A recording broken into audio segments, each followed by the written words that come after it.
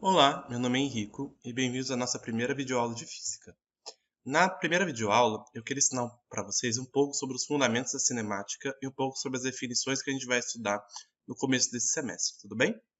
Bom, nessa aula a gente vai passar um pouco sobre as definições básicas da física, o que é corpo extenso, o que é ponto material, o que é referencial e por que ele é importante, o que é espaço, o que é função horária, o que é velocidade, o que é aceleração e como classificar os tipos de movimentos que a gente vai estudar nesse primeiro semestre. Bom, começando pelas definições, a gente tem que a mecânica é a primeira grande área de física que a gente vai estudar nesse nosso curso. Ao longo do ano, a gente vai passar por 4 grandes áreas e a mecânica é a primeira delas. A mecânica, ela é a ciência que estuda os movimentos. Na mecânica existem dois capítulos importantes, a cinemática e a dinâmica. A cinemática, ela vai se preocupar em estudar o movimento em si e como ele acontece.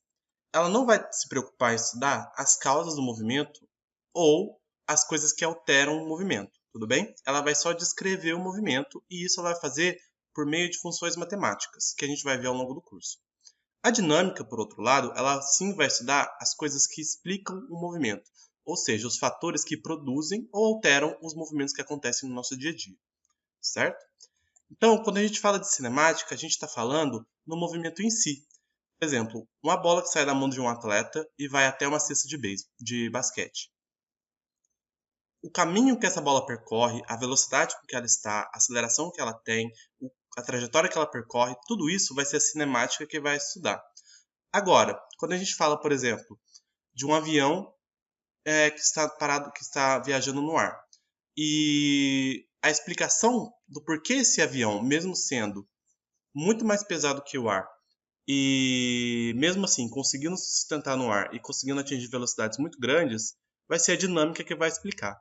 As causas, as forças envolvidas aqui, tudo que tiver envolvido nesse sistema, vai ser a dinâmica que vai estudar. Tudo bem? Bom, para começar a estudar a cinemática, que vai ser nosso primeiro grande bloco da mecânica, a gente precisa começar a classificar as coisas antes de começar a entrar dentro das funções matemáticas da cinemática. A primeira coisa que a gente tem que classificar é o objeto que a gente está estudando. Bom, a gente pode classificar o objeto de duas formas. A primeira delas é como ponto material. Um ponto material é um corpo cujo tamanho é desprezível em comparação com as distâncias envolvidas no movimento estudado. O que seria isso? Bom, vamos pegar esse exemplo aqui da Terra girando em torno do Sol. Todo mundo sabe que a Terra faz uma volta inteira ao redor do Sol a cada ano. Isso quer dizer que a cada ano ela completa um círculo em volta do Sol. A Terra, como todo mundo sabe, ela é um corpo gigantesco com proporções muito grandes. Porém, nesse caso aqui, como o caminho que ela percorre é muito maior do que ela mesma, ela é considerada aqui um ponto material, certo? Bom, a segunda classificação é como corpo extenso. Um corpo extenso, por outro lado, ao contrário do ponto material, ele é um corpo cujo tamanho pode influenciar nos cálculos ligados ao movimento estudado. Então vamos supor aqui um carro entrando numa garagem. Esse carro, apesar de ser muito menor do que a Terra, ele está aqui num contexto em que o tamanho dele importa. Por quê? Porque a garagem, o tamanho da garagem em relação ao tamanho do carro é muito parecido.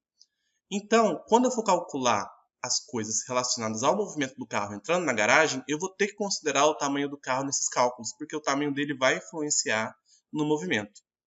Se não ficou ainda muito claro, vamos passar para o outro exemplo. Vamos pegar esse mesmo carro que está aqui na garagem, é um corpo extenso, e colocar ele numa estrada. Uma estrada de, por exemplo, 20, 40, 50 quilômetros é muito maior do que o tamanho de um carro, certo? Então, nesse caso aqui, mesmo o carro tendo o mesmo tamanho que antes, ele vai ser considerado um ponto material. Por quê? Porque o caminho que ele está percorrendo é muito maior do que ele mesmo, certo? Então, aqui, ó, se a gente pega o carro dentro da garagem, ele é um corpo extenso. Por quê? Porque o corpo dele é muito parecido com o corpo da garagem. Pensa que esse carrinho aqui é o corpo da garagem, é a garagem, tudo bem? Tá vendo que o carro é um tamanho muito parecido? Agora, se eu pego o carro viajando numa estrada, numa rodovia, o tamanho dele é desprezível, ele se torna um ponto dentro dessa rodovia. Então, o tamanho dele aqui no caso vai ser desprezível. Aqui outro exemplo. Bom, a gente tem aqui uma ponte de 1000 metros e um pedestre andando na ponte e um trem que vai percorrer essa ponte. Aqui a gente pode perceber que o trem, nesse caso, ele vai ser o quê? ele vai ser um corpo extenso. Por quê? Porque o tamanho dele vai ser muito parecido com o tamanho da ponte, e o tamanho dele vai influenciar nos cálculos que eu vou fazer na hora de descrever esse movimento do trem passando pela ponte. Agora, o pedestre, por outro lado, é um ponto material. Por quê? Porque o corpo dele é muito pequeno em relação ao corpo da ponte. Tudo bem? Bom, passando disso, a gente pode começar a estudar agora um pouco o referencial. O corpo ou posição ao qual se considera um movimento é chamado de referencial ou sistema de referência. Então vamos pegar esse exemplo aqui. Aqui, o que a gente tem? Um ônibus escolar que está andando numa estrada. A gente tem aqui um pedestre que está observando esse ônibus. A gente tem aqui uma árvore que está à beira dessa estrada. E a gente tem aqui placas. Tudo o que está aqui dentro pode servir de referência. O ônibus pode servir como referência. Os passageiros dentro do ônibus podem servir de referência, o motorista pode servir de referência, a placa pode servir de referência, o pedestre pode servir de referência, a árvore pode servir de referência, a própria estrada pode servir de referência e até o próprio ônibus pode servir de referência. Ou seja, tudo num contexto pode servir de referencial. Porém, a gente adota certos referenciais para facilitar, às vezes, as nossas contas e para descrever melhor o nosso movimento. Vamos entender mais ou menos como isso funciona quando a gente for estudar movimento. Vamos entender como isso funciona melhor aqui. Bom, aqui a gente tem, por exemplo, o exemplo de uma árvore, de uma bailarina e de um jogador de beisebol. Quando eu pego e adoto a árvore como referência, eu tenho que o jogador de beisebol ele está a 100 metros à esquerda dessa árvore e a bailarina está a 100 metros à direita dessa árvore. Então, o que isso significa? Que a minha árvore ela é o ponto zero do meu referencial, certo? E tudo que está em relação a ela, ou está à esquerda ou está à direita, tudo bem? Agora, se eu pego outro objeto aqui dentro como referencial, por exemplo, a bailarina, eu tenho que a minha árvore está a 100 metros da esquerda dela e o meu jogador de beisebol está a 200 metros à direita dela, à esquerda dela. Então, eu mudo o meu sistema de referência para outra pessoa, para outro ser aqui dentro, e eu tenho valores diferentes aqui dentro do meu sistema. Deu para entender?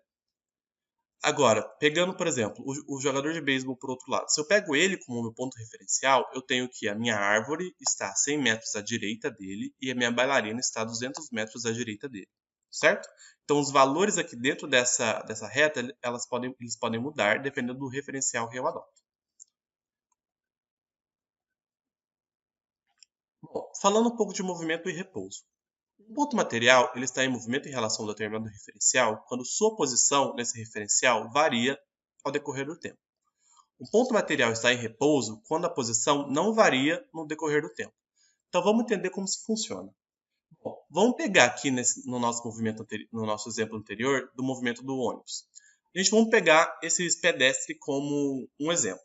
Aqui a gente tem um ônibus em vários tempos, certo? Tempo 1, tempo 2, tempo 3. Vamos considerar o pedestre como ponto zero, já que ele é o nosso referencial. Bom, a gente sabe então que no tempo 1, o ônibus está a 10 metros de distância do meu pedestre, certo? No tempo 2, ele está a 50 metros de distância do meu pedestre.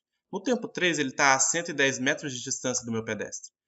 Então, o que a gente tem aqui? A gente tem um corpo em movimento em relação ao pedestre. Por quê? Porque a distância entre o corpo e o pedestre varia no T1, no T2, no T3 e assim por diante.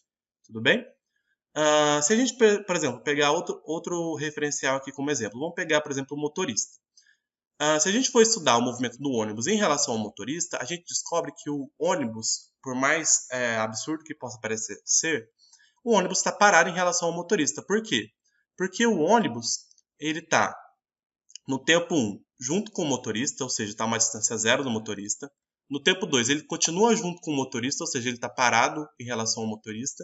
E no tempo 3 ele está junto com o motorista ainda. Então, independente do tempo, a distância entre o ônibus e o motorista é a mesma. Por quê? Porque os dois estão no mesmo movimento. Então, o ônibus está em repouso em relação ao motorista, apesar de estar em movimento em relação ao pedestre. Tudo bem? Bom, um outro exemplo muito parecido. Um carro andando com um professor de física aqui dentro em relação a uma árvore. Se a gente adotar, por exemplo, a árvore como sistema de referência, a gente descobre que o carro está em movimento. Por quê? Porque ao decorrer do tempo, a distância entre a árvore e o carro muda. Agora, se eu pego o professor de física como referencial, eu descubro que o carro está em repouso. Por quê? Porque a distância entre o professor de física e o carro não muda ao decorrer do tempo. Aqui a gente tem outro exemplo de um trem saindo de uma estação e de passageiros andando em um observador aqui fora. Eu gostaria que vocês parassem um pouco e refletissem sobre por qual corpo está em movimento em relação a qual corpo aqui. Então pega esse passageiro, faz ele de referencial e descobre qual corpo está em movimento em referência aos outros aqui dentro. Esse passageiro aqui, o que aqui dentro está em movimento em relação a ele? E assim por diante, tudo bem?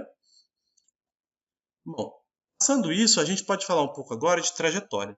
A trajetória, ela é o lugar geométrico das posições ocupadas pelo material no decurso do tempo, isto é, a união de todas as posições por onde o ponto material passou.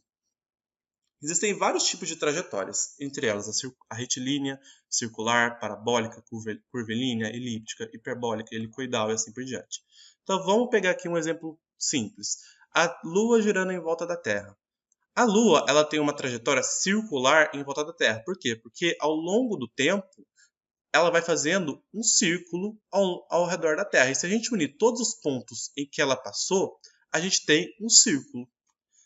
Aqui, por exemplo, se a gente pegar uma bola que sai do pé de um jogador de futebol e a gente for traçar a trajetória dela, a gente descobre que a trajetória dela é uma trajetória parabólica. Por quê? Porque faz uma parábola se a gente for unir todos os pontos em que a bola passou. A trajetória ela tem uma coisa muito legal. Por quê? Porque a trajetória ela vai depender do referencial que a gente adota. Então vamos supor aqui um observador que está aqui fora e um trem que está passando, mas ao mesmo tempo a gente tem um lustre no teto desse trem que está caindo no mesmo tempo que o trem está passando. Então, o que acontece aqui nesse caso? O observador que está aqui fora, o que ele vai ver? No tempo 1, ele vê um negócio grudado no teto, certo? No tempo 2, ele vai ver o negócio, o lustre caindo, e ao mesmo tempo o trem andou um pouco para frente. Então ele vai ver esse movimento aqui acontecendo nesse lustre.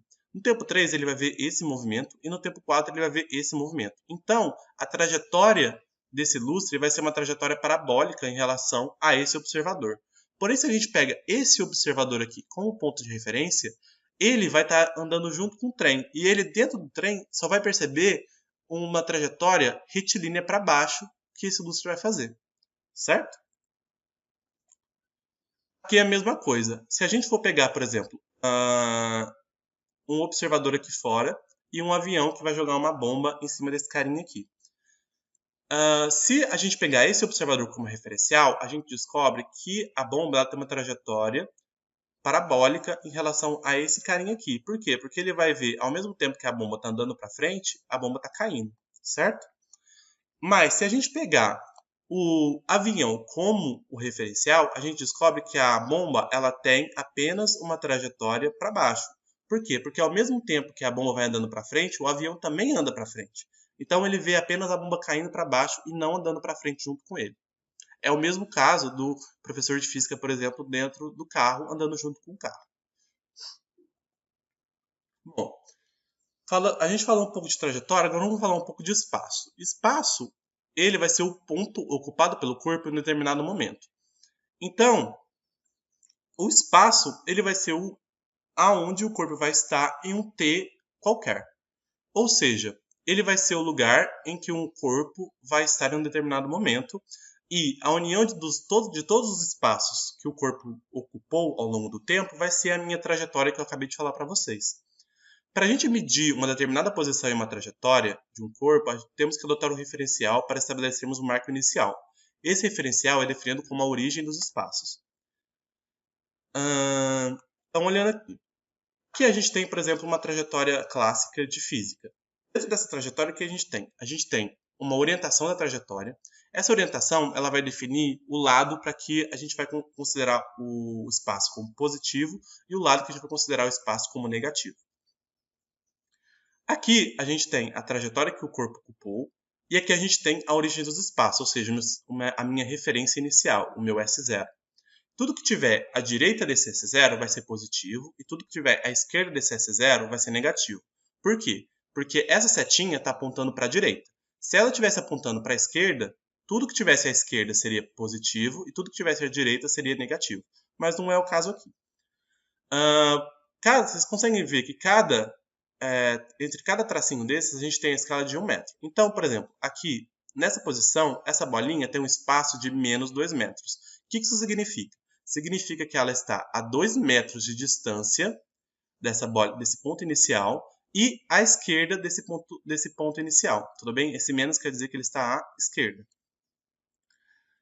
Aqui, por outro lado, essa bolinha, ela está a 2 metros de distância, ou seja, a mesma distância que essa bolinha, porém, ela está ao lado direito da minha origem dos espaços. Reparem como o sinal é importante nesse caso. Por quê? Porque apesar das duas bolinhas terem a mesma distância desse ponto inicial, eles estão em espaços diferentes. Por quê? Porque o sinal é diferente. Tudo bem? Aqui é o mesmo exemplo, vocês podem pensar um pouco nele depois. E agora falando um pouco de deslocamento escalar. Deslocamento escalar, ele vai ser a diferença do espaço final e o espaço inicial de um móvel, sendo definido por S final menos S inicial. Isso vai dar o meu deslocamento escalar, que eu vou chamar de ΔS. Esse delta aqui, gente, ele significa variação, certo? Sempre quando vocês verem um delta em física, ele vai significar variação. Então, toda variação de espaço do meu corpo, ou seja, o quanto ele andou, vai ser dado pelo meu S final, ou seja, o espaço final em que ele está, menos o S inicial, ou seja, o espaço inicial em que ele estava. Vamos supor aqui, então, um ciclista que está andando numa ciclovia qualquer. A gente vai adotar esse ponto zero como meu ponto inicial, como meu ponto de referência, a origem dos espaços, e o meu ciclista está aqui no espaço menos 4, no seu início do seu movimento, e ele termina o seu movimento aqui no espaço 3.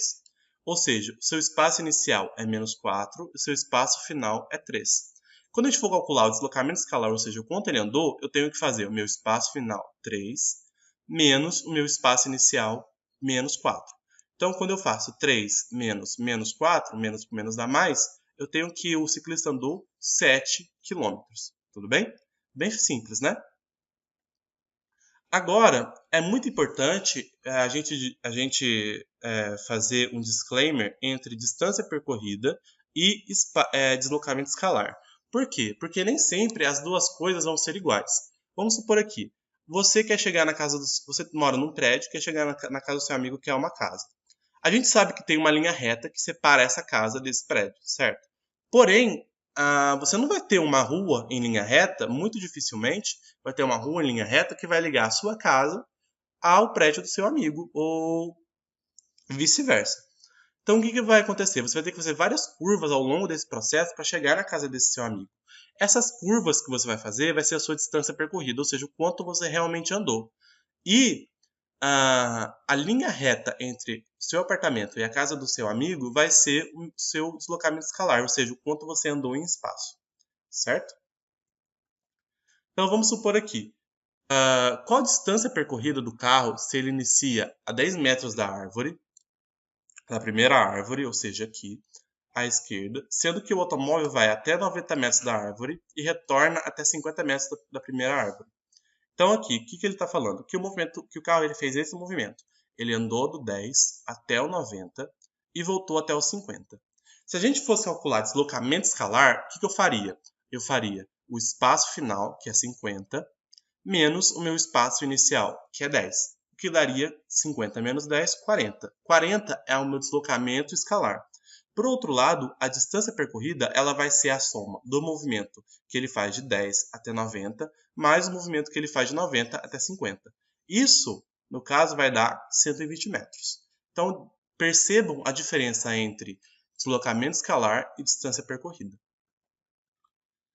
Agora, vamos falar um pouco sobre velocidade. Velocidade ela é uma medida que mede como a rapidez com que a posição ou o espaço varia. Então, vamos definir melhor velocidade. Quanto maior a sua velocidade, eu acho que todo mundo sabe mais ou menos do dia a dia o que é velocidade, mas matematicamente, quanto maior a sua velocidade, maior vai ser a sua variação do espaço em um determinado tempo. Sendo assim, a gente calcula a velocidade escalar média através dessa fórmula. A minha velocidade escalar média ela vai ser o meu ΔS, ou seja, aquela variação, aquele deslocamento escalar, dividido pela minha variação de tempo. Esses deltas vão ser, então, S final menos S inicial dividido pelo meu tempo final menos o meu tempo inicial, certo? Então, vamos supor aqui. Aqui a gente tem um carro que está andando no T1 até o T2. Ele andou do espaço 1 até o espaço 2. O meu ΔS ele vai ser o meu espaço 2, que é o espaço final dele, menos o meu espaço inicial, que é o espaço 1. E o meu ΔT vai ser o T2, que foi o tempo final que ele fez esse percurso, menos o meu T1, que foi o tempo inicial que ele começou esse percurso. Tudo bem? Bom, na física, a gente tem uma coisa que chama Sistema Internacional de Medidas. O Sistema Internacional de Medidas ele é muito importante para a gente calcular e manter uniforme os nossos cálculos em física, para que todo mundo no mundo consiga entender os cálculos que a gente fez. Então vamos supor, no dia a dia a gente usa muito quilômetros por hora para medir velocidade, certo? No carro a gente vê no velocímetro do carro quilômetros por hora. Porém, na física, no sistema internacional, a gente usa metros por segundo. Isso no vestibular pode cair da seguinte forma: a conversão de quilômetros por segundo para metros por segundo é simplesmente dividir o valor por 3,6 e para fazer o contrário é simplesmente multiplicar o valor por 3,6. Então, por exemplo, numa questão de vestibular, ele pode te dar os valores em quilômetros por hora, pedir para você calcular tudo em quilômetros por hora e no último minuto pedir para você converter em metros por segundo. Então é muito importante você saber essa relação de conversão de quilômetros por hora para metros por segundo, tudo bem?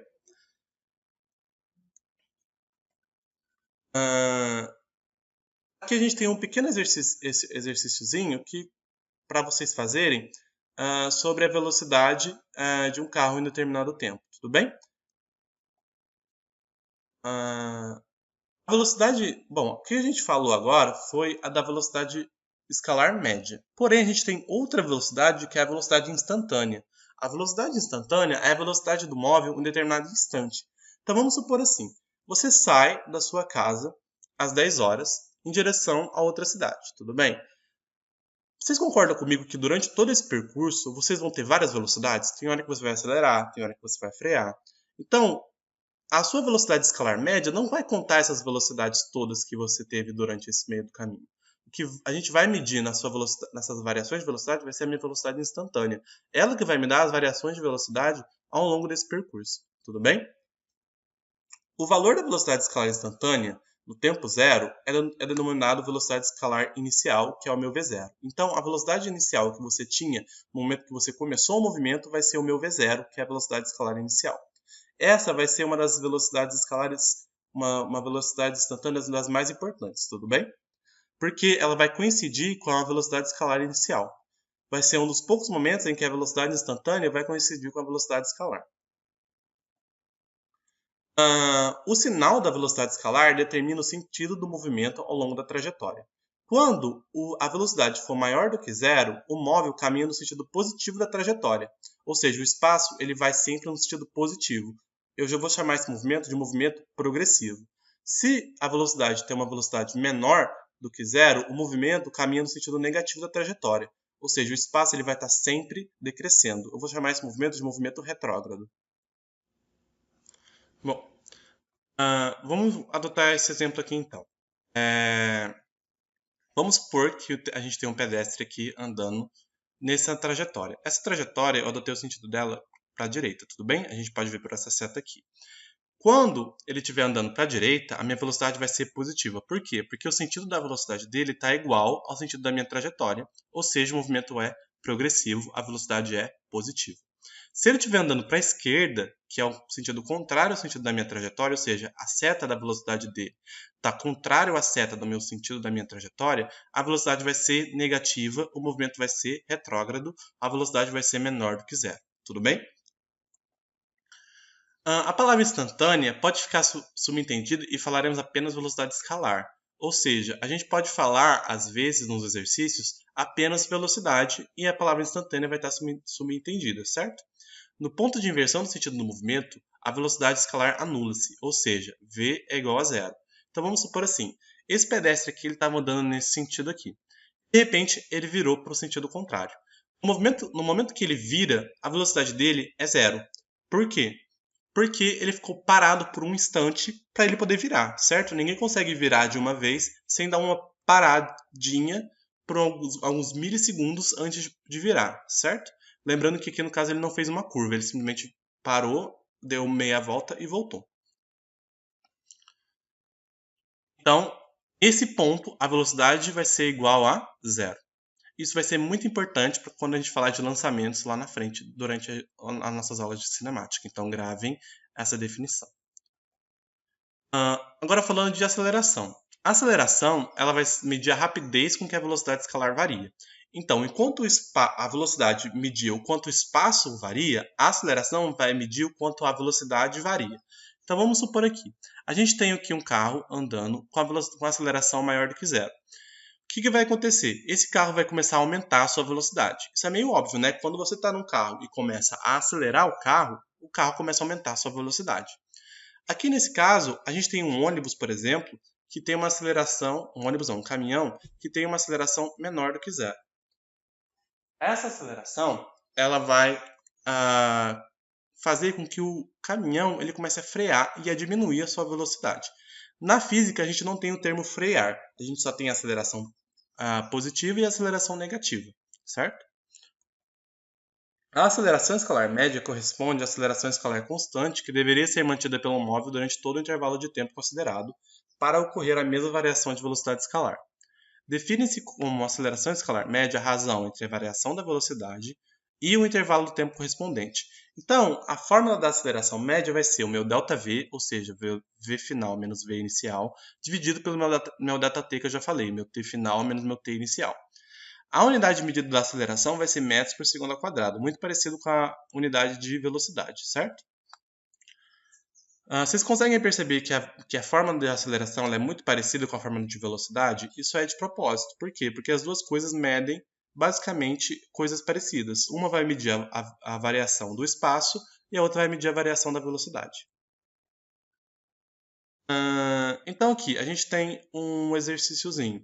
Aqui a gente tem um carro no tempo T1, 12 segundos, e um tempo T2, 14 segundos. Então ele andou esse espaço nesse tempo.